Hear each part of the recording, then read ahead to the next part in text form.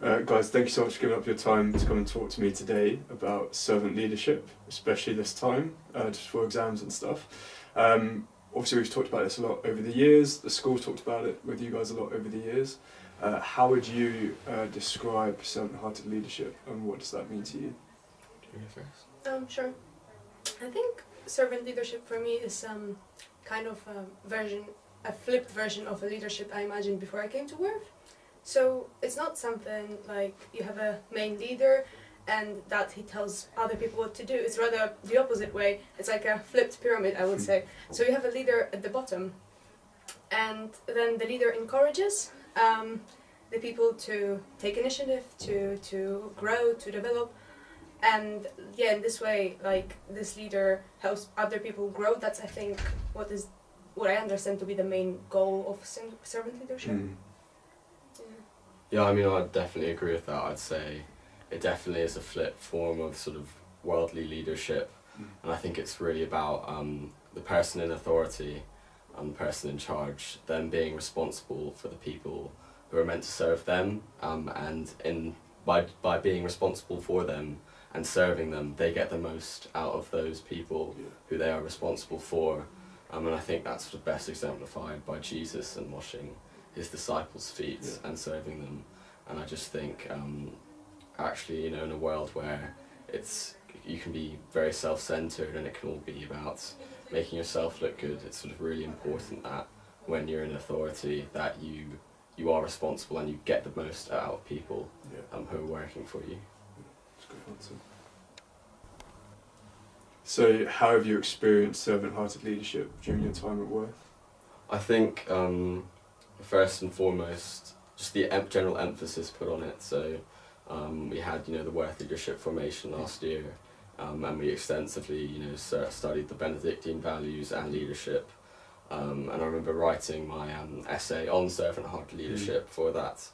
And I think just the emphasis on community and looking after each other. And I think this is actually really well exemplified by our senior leadership team. So Mr. McPherson and Miss Bosa, you know, when you talk to them, you generally feel like they're interested in you and getting the most out of you, and really just trying to meet you where you are, not trying to make themselves look good.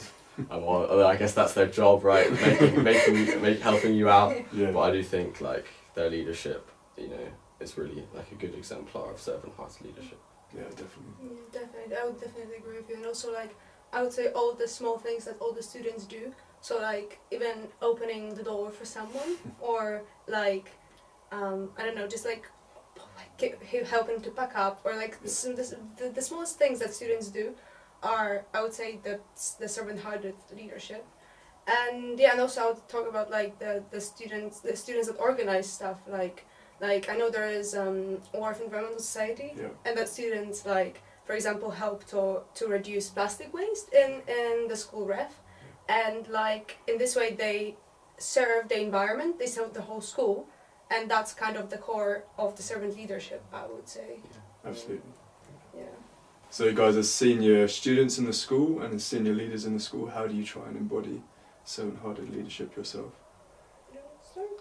Yeah, well, I think the key word there is try. I don't know, good answer. You know, how successful, you know, I am at being a servant-hearted servant-hearted leader. Sorry, but I think just the general, it's just the principle, right? Trying to live out the principle. You know, when you are, you know, a prefect or in a position of authority or in a house, and then there are younger students around you, it's about, you know, not making yourself look good.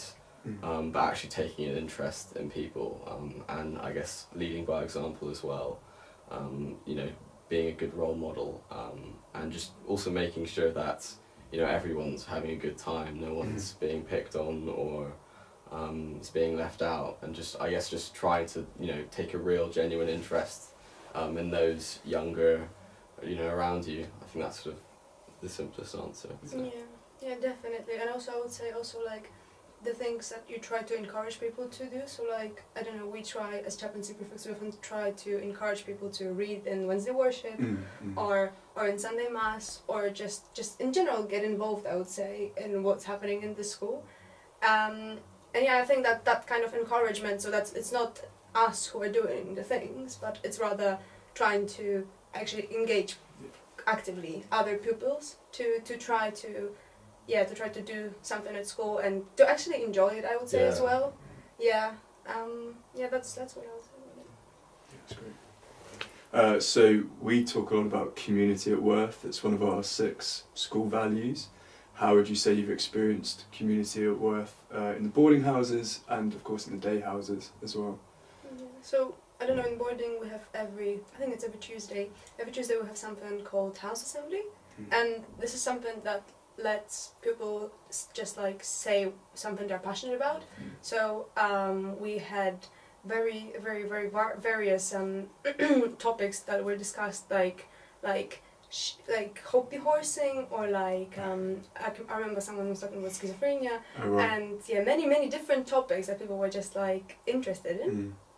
And also I would say we often do organize either like whole school matches that every single house participates in, and even staff members. And it's really fun to watch and participate in.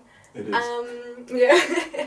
And also we have what I really love about Worth is that every single house has house prayers, and that's the time of like reflection for like your own house.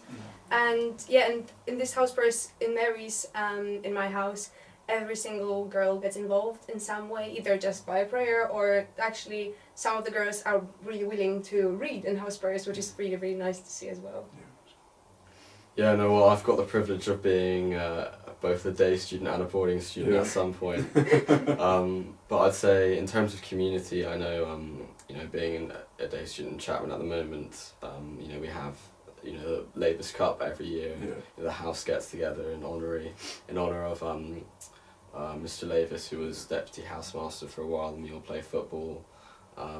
It's a little football tournament, and we just all get together and have a barbecue. So it's nice, sort of familial a bit.